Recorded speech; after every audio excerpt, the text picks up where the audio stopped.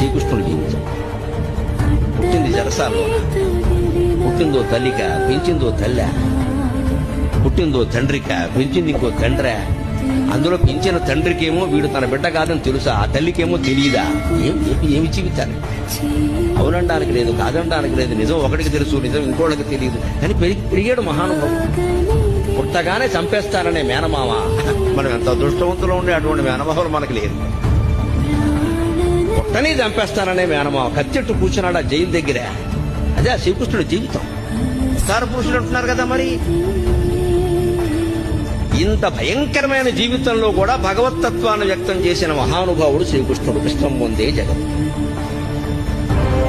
పరిత్రాణాయ సాధూనా వినాశాయ చ దుష్కృతా ధర్మ సంస్థాపనార్థాయ సంభవామి యుగే యుగే.